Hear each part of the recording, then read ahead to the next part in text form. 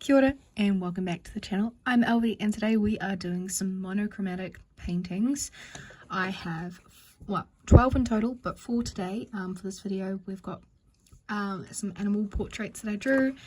I just googled random animals and picked my favorites and I drew them out with ballpoint pen. I didn't sketch them out first so they wouldn't take as long.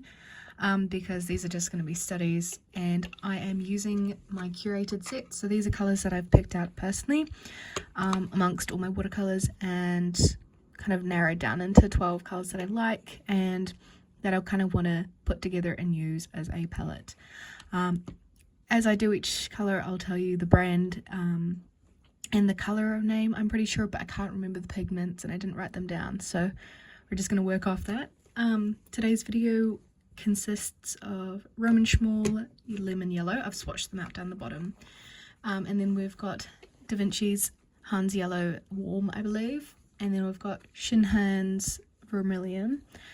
And then we've got Kors Chronachrome Magenta colour. So these are the colours we'll be working with today. I've drawn out a jaguar, a red panther, I believe, mind blank, and a deer and a polar bear. Some of these turned out better than others. It's kind of just luck of the draw with how they go, considering, yeah, don't sketch them out first so that it can kind of be a little bit, yeah, spontaneous, I suppose. So I'll try to keep the colours in view that I'm using. So we'll go with this first one, which is the Roman Schmall. I'm going to start with kind of not too much on my brush because it is our first layer, so I'm just going to lightly put the yellow in where I want it. Yellow is quite hard to do monochromatic paintings with, as it doesn't really layer up into like a dark hue. I'm sorry about the helicopter if you can hear it, by the way. So it is the line work that will mainly do the most of the work for this painting. So I'll try to leave as much white as I can because that will help us a lot. The helicopter's so loud.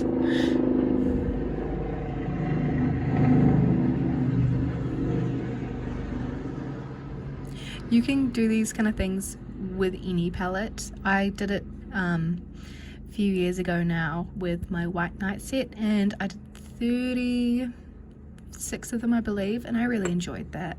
And then last year I did it with my Daniel Smith dot card, so I did a animal portrait for each one. That took quite a while. They were, I think, half the size of this, but that was a really good exercise just to kind of see the color and how it works on its own, how it lays up with itself. And then at the end of this kind of little series of, I don't know, 4 videos probably, I will do a painting with them all working together because I thought that'd be quite a fun video. So I think I'm gonna leave the background white because, yeah, yellow is such a hard color to contrast with itself, especially this cool yellow. While that kind of dries the base layer, I'm gonna go in with my Hansa yellow and start on the red panther. This one will be a bit easier to layer up the values and get a bit more contrast with itself, hopefully. And I've put in a lot of line work just to help with the shadows and kind of get in a bit of depth that way. So right now I am also doing the same thing, kind of getting a base down and leaving areas white where I'll just not paint them, because white is the only other color that we've kind of got to work with here. Shade, sorry, tone, value. The face is already kind of white, so I'm doing a very light shade for that. Quite like the pose of this photo.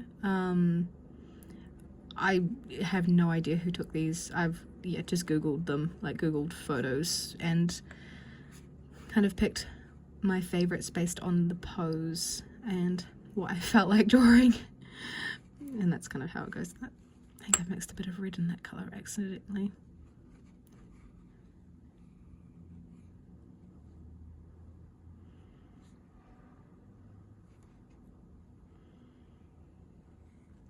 And I might do the same here, and that is leave the background white.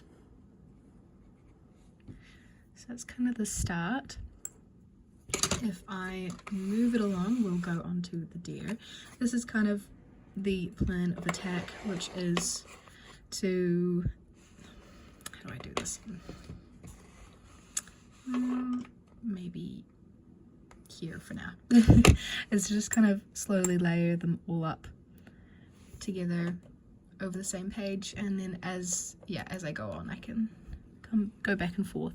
This one I actually will add red. I'll do that in the background first. It's probably not a great idea doing it first because that kind of sets the value. So I'd recommend doing this last.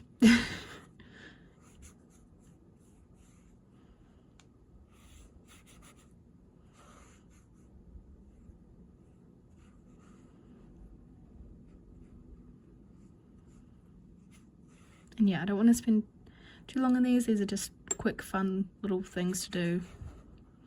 They aren't meant to take forever. The drawings themselves only took like not even 5 minutes each. You know, that's kind of the speed we're working at. Oh, that's too dark. But we're just add a little bit of the base tones to the deer now.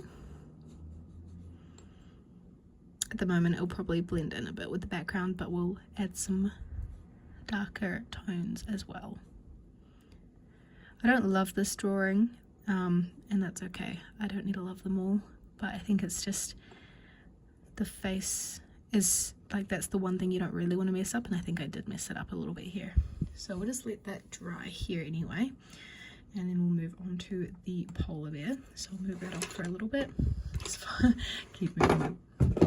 All that was the glue stick that fell down. We'll go in with our quinacridone.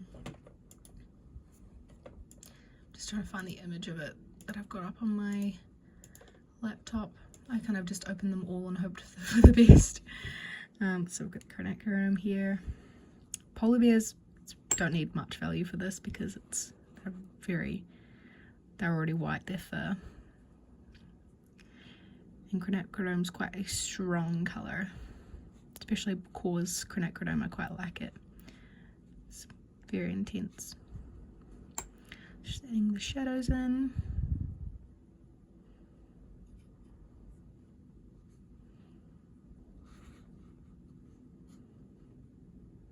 Don't want to overdo it because I do want to leave a bit of white on the polar bear. So that's all we're going to do for that. Now we're going to move this back along. Yeah, so a bit of back and forth. And we're going back to the jaguar.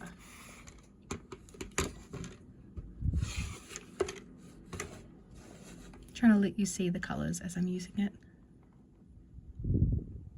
I believe it's dry. We'll find out. The thing to keep aware of, by the way, is some of these colours are opaque.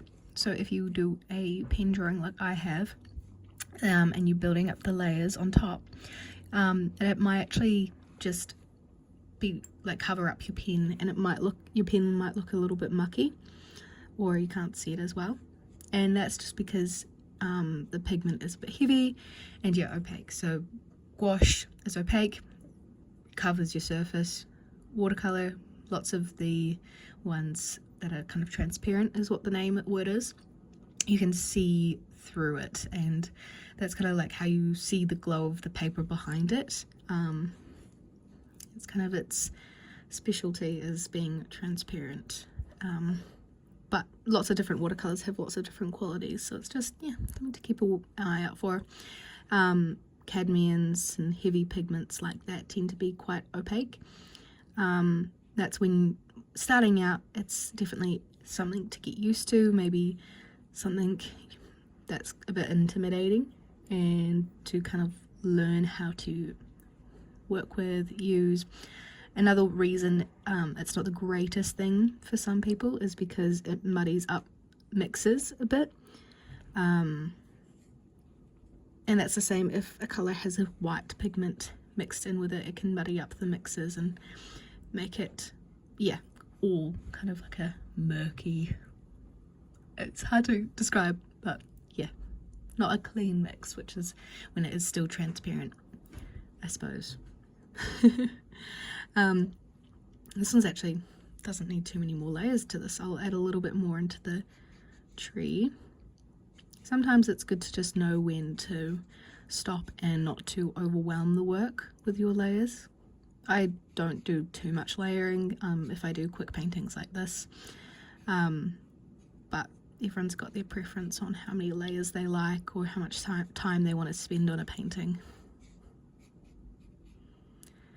So I think that is our yellow all done. So that's one done. We will move on to our, what's this one, red panda. Oh, but I've got red in that now. That was not smart. So I'm using a bit more heavier load of paint, but you can still go in with your lighter layers if you want. I just know I'm doing 4 of these in one video, so I don't want it to take forever.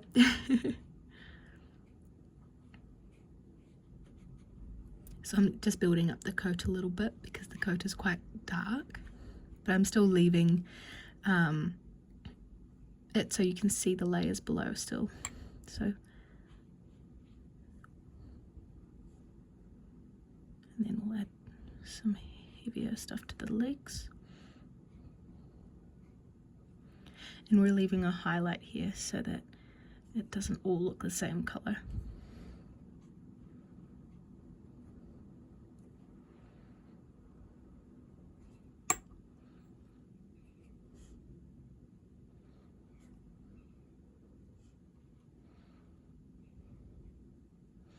And we'll add a little bit more to the sticks to add another shade.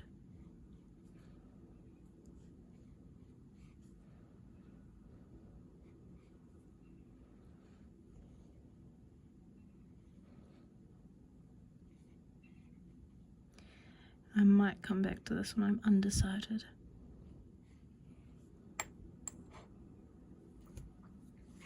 That's our red panda. Next we've got our deer. If I can find my deer image. Here it is. Sorry, I didn't realize I was blocking out the sun here. All my shadows leaning into it. We've got the red, which I can't really show. There's a little bit of it.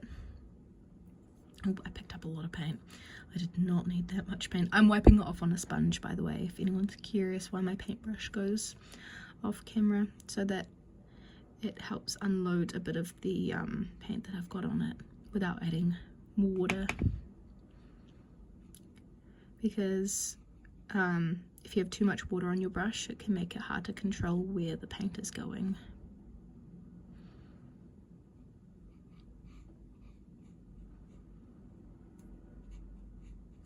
I think if anyone is curious, this paper is Paul Rubens 100% cotton sketchbooks that are just off Amazon, but I think I have decided if I like these or not, this paper, and my decision is I do not. I think that's my verdict.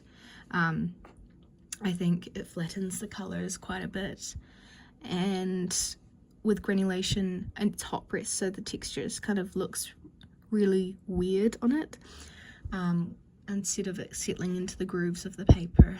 And I also find it like the paints don't layer up as nicely. The layers kind of blend in together, so that means like the paint isn't properly soaked into the paper, and it's hard to build layers.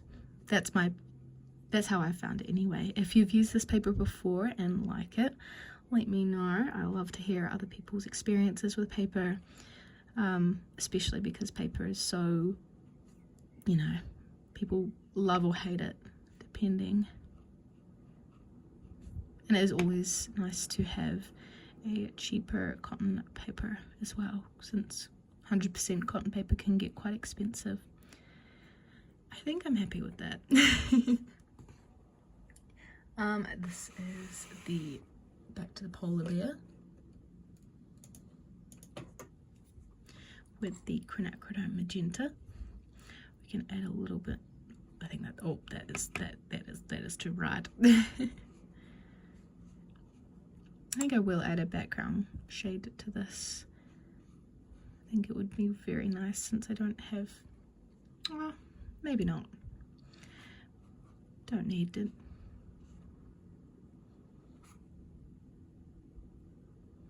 Doing stuff like this is quite helpful. It's a good exercise, especially if you're not very sure about your tonal values or shading.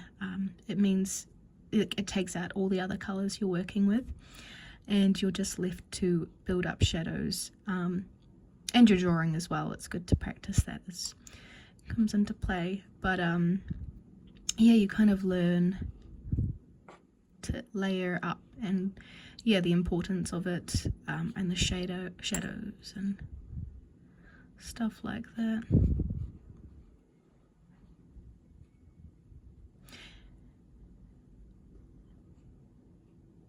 So that's the polar bear. I don't want to overdo the polar bear because they are naturally white fur. So I think that's the polar bear all done, and a deer. I might do one more layer on our red panda here and then call it. I'll try not to get the side of the paint with all the red on it.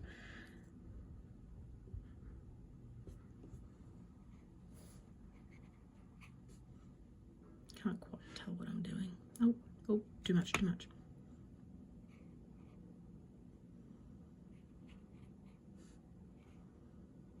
Okay. I am happy with that. So I'll give you a little show of them all. We've got the jaguar,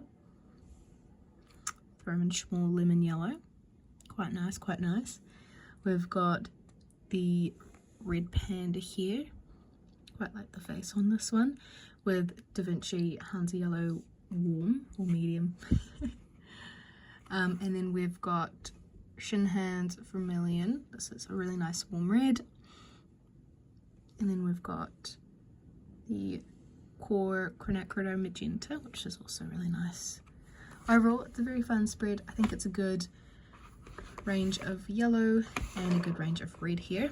The next colours we'll be looking at is 2 blues and 2 greens. And I don't want to spoil what they'll be, but yeah, hopefully you guys enjoyed this video. It was interesting, hopefully at least. And yeah, I'll see you in the next one doing something very similar.